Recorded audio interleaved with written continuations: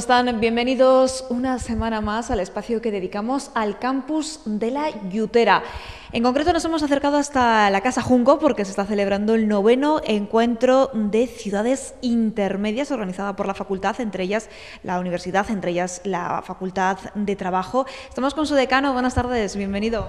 Buenas tardes. Además actúa como moderador en este congreso. Sí, bueno, como moderador, como coordinador. La verdad es que uno cuando ve un congreso ve como un papel, pero detrás de todo esto siempre existe, bueno, pues meses de elaboración y meses también, o un mes y medio de conclusión. Es decir, esto va a tener un libro de todas las ponencias y por lo tanto la elaboración y maquetación de ese libro nos va a llevar bastante tiempo. ¿Cuánta gente se ha dado cita en este congreso? Pues son 20 especialistas, hay gente de la academia, pero hay gente que viene vinculada al ámbito de la Comisión de Despoblación, al Banco Interamericano, algún arquitecto que se ha enviado desde Italia, representantes de varios países latinoamericanos. Por lo tanto, hay bastantes académicos, pero no solamente hay gente de la academia, sino gente que lleva proyectos interesantes en Colombia, en el eje cafetero, en Paraguay, con relación a las misiones jesuíticas, modelos de desarrollo sostenible en espacios que a veces pues tienen ciertas complicaciones, ¿no? Ciertas complicaciones, pero también son dificultades a las que nos enfrentamos aquí en España, en concreto en una provincia como Palencia. ¿Qué solución se le puede poner al reto demográfico? Pues en realidad la idea de por qué nació este encuentro y por qué estamos trabajando en la elaboración de una cátedra que investigue los retos que generan las ciudades intermedias y la despoblación estaba en el análisis de nuestra propia realidad universitaria. Es decir, nosotros, bueno, llevo muchos años aquí en Palencia, soy palentino, siento Palencia y yo sé, porque es una de las variables que miden los expertos que vienen hoy a este congreso, que cuando la universidad se resiente, la ciudad decae. La ciudad, en concreto el campus universitario de la Yutera, en 20 años se ha reducido a menos de la mitad. Ese toque de alerta nos puso en la idea de que, bueno, no es que la despoblación sea una cosa de hoy, lleva siglos, yo creo, es un tema de despoblación, bueno, articulado a lo largo de la historia, ¿no? Pero es cierto que hay un momento en el que dices, bueno, tenemos que hacer algo porque la ciudad también se puede despoblar y entonces el mundo rural se va a convertir en un desierto, ¿no? El panorama no es bueno, y no es bueno porque globalmente el mundo se traslada al ámbito urbano, es decir, es como si las oportunidades, sobre todo en la era digital, todo lo que tiene que ver con la tecnología, estuviesen centrados en las grandes ciudades. Esas tienen una fuerza terrible, atraen al conocimiento, atraen al capital humano, atraen a los jóvenes. El 60%, casi el 60% de los jóvenes universitarios deciden abandonar el territorio antes de empezar la carrera. Por lo tanto, tenemos una pérdida de capital humano irreparable, porque no hay y no hemos computado que exista un retorno, no se retorna. La persona que estudia en Madrid no retorna tradicionalmente, o sea, normalmente a Palencia.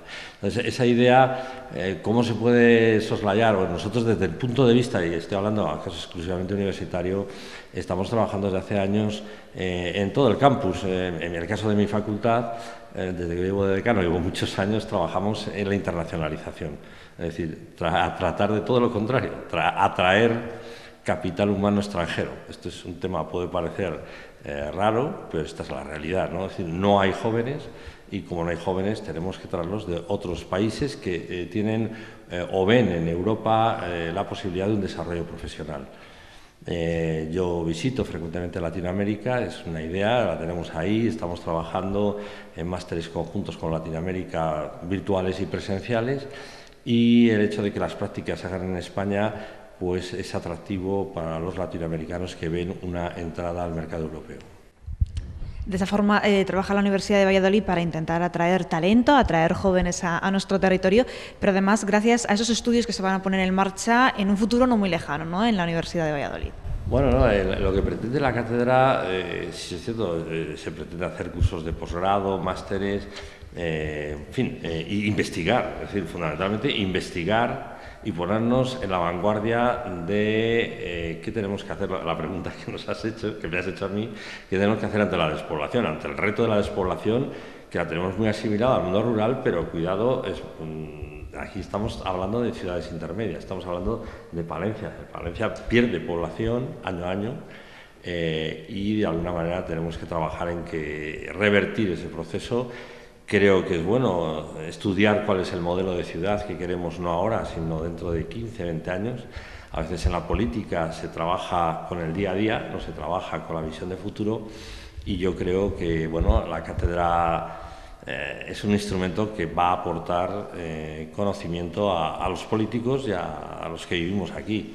Por lo tanto, es pionera en Castilla y León. Vamos a liderar este proceso de la lucha contra la despoblación en Castilla y León, y yo creo que estamos poniendo una pequeña piedra de una casi gran catedral, puesto que esto, para mí particularmente, es el problema más grave que acucia a Castilla y León, sin lugar a dudas, España también.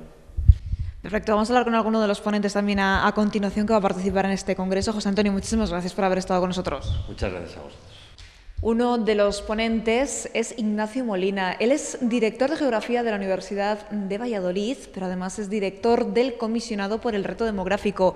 Buenas tardes, Ignacio, ¿cómo está? Hola, buenas tardes, muy bien.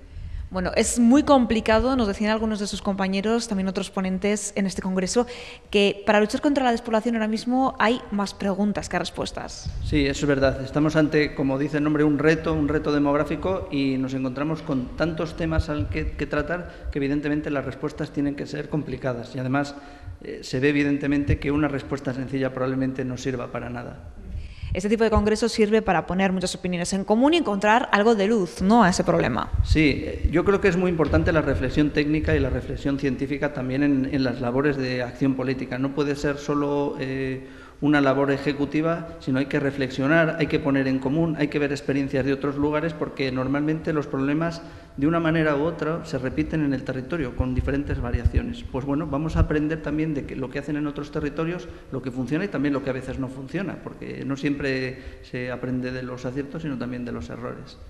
Es un congreso de ciudades intermedias. ¿A qué nos estaríamos refiriendo con una ciudad intermedia? Bueno, en el ámbito del modelo de poblamiento, el modelo de asentamiento, las ciudades medias serían aquellas que se sitúan entre lo que son ciudades pequeñas, evidentemente, que estaríamos hablando normalmente hasta 20 o hasta 50.000 habitantes, y alejadas de las grandes ciudades, que estarían normalmente por encima de los 500.000 habitantes. Pero normalmente estamos hablando en el entorno entre los 50, 150, 200.000 habitantes. Eso sería habitualmente una ciudad media como normalmente conocemos. Ahí se encuentra, por ejemplo, Palencia, es una de las 400 ciudades intermedias que hay en todo el mundo. ¿Y qué puede aportar nuestra ciudad en esa lucha contra la despoblación, en ese reto demográfico? Sí, Palencia es una ciudad prototipo de ciudad media, ¿no? Es decir, una ciudad que vincula un territorio amplio, y yo creo que ahí está una de sus grandes virtudes. Es decir, lo que sitúa es un punto con suficiente capacidad de atracción y suficientes servicios para que sea atractivo, para atraer más actividad, más población, y a la vez ese servicio sirva para dar mayor calidad de vida a su territorio. Es decir, tenemos que entender el territorio no en una diferenciación urbano-rural, sino como un continuo urbano-rural. Las ciudades necesitan de su medio rural próximo, su medio rural necesita de esas ciudades, y las ciudades medias se sitúan en un plano muy interesante para esa unión. ¿Y es fundamental también que esas ciudades intermedias se unan? Sí, yo creo que estamos hablando en el siglo XXI, estamos hablando en una era en lo que lo digital es fundamental. La red, el concepto red es fundamental. Las ciudades no pueden ir haciendo la guerra por sí mismas. Estamos hablando de Castilla y León, estamos hablando de que normalmente se compone de ciudades medias. Imaginemos un territorio que tiene 3 ciudades medias por encima de 100.000 habitantes, que son Burgos, León y Salamanca, una ciudad media un poco superior, que estaría en el entorno de los 300.000, ya casi rozando una ciudad un poco mayor como Valladolid, y en el medio de todo ese territorio también está Palencia. Evidentemente no tiene sentido competir, sino unir todas estas y estar hablando de un ámbito urbano regional de aproximadamente 1 millón de habitantes. Yo creo que ahí es donde tiene sentido las ciudades medias y las redes de ciudades. ¿Y de qué manera puede ayudar esta ciudad intermedia a todo su entorno, a ese entorno rural que cada vez está más vaciado? Bueno, Por la misma razón por lo que decimos es que normalmente las oportunidades no se sitúan en un punto concreto, sino que hay que entenderlas en procesos mucho más dinámicos. La población ya no se asienta solo en el medio rural o solo en las ciudades, se mueve mucho más. Gente que vive en un medio rural próximo y va a la ciudad, gente que vive en la ciudad pero su trabajo está todavía en el medio rural, agricultura, ganadería, industria. Bueno, pues evidentemente cuanto más inteligente, más funcional sea esa ciudad media, más capacidad para atraer a la población a su entorno, no tanto a un lugar o a otro, como a una región. Es decir, no podemos decir que mi municipio se salve, es positivo, si el resto de los municipios del entorno pierden población, porque a largo plazo tu municipio dejará de prestar servicios para una población superior. Por eso es tan importante las ciudades medias. Son importantes, lógicamente, las ciudades intermedias y también hay que ser optimista, van a tener un gran futuro, ¿no?, en nuestra sociedad. Yo soy optimista en el medio plazo. Estamos hablando que vamos a un mundo más globalizado, un mundo descarbonizado, un mundo en el que el cambio climático va a ser relevante y en el que la proximidad, la calidad de vida funcional va a ser muy superior o lo vamos a percibir de una manera mucho más clara que en la actualidad. No va a ser tanto la aglomeración como la proximidad a tu territorio, la vinculación. Y en ese sentido una ciudad media tiene muchas más posibilidades que una ciudad grande, en la que no sientes ese nivel de pertenencia, sino simplemente un nivel de funcionalidad con tu propio territorio. Una persona es de una ciudad media, una persona vive en una ciudad grande. Son dos conceptos completamente diferentes. Y aunque usted nos ha dicho, Ignacio, concretamente es optimista, también tiene que haber algún problema, ¿no?, que ahora mismo presentan las ciudades intermedias. Claro, tenemos problemas. Fundamentalmente que normalmente no han estado en el radar de la ordenación del territorio, no han estado en el radar de los grandes problemas del país. Nos centramos o en dar servicios a las grandes ciudades para que compitan a nivel global o intentar atajar problemas del medio rural. Las ciudades medias, como pueden funcionar de manera autónoma, pues normalmente no las hemos puesto en el radar. Y eso ha hecho que cuando miramos datos de población, cuando miramos datos de actividad, también sufren estos procesos, porque lo sufren en un ámbito regional. Y yo creo que es muy importante que las políticas territoriales de lucha contra la despoblación, de reto demográfico, también atiendan a esta capa, que no la den como, bueno, esta capa no necesita. Hay tantos problemas por debajo y por encima que a esta capa nos olvidamos de ella, porque probablemente sea la capa que sostenga todo el territorio a largo plazo. Ignacio, muchísimas gracias por haber estado con nosotros. Gracias a vosotros.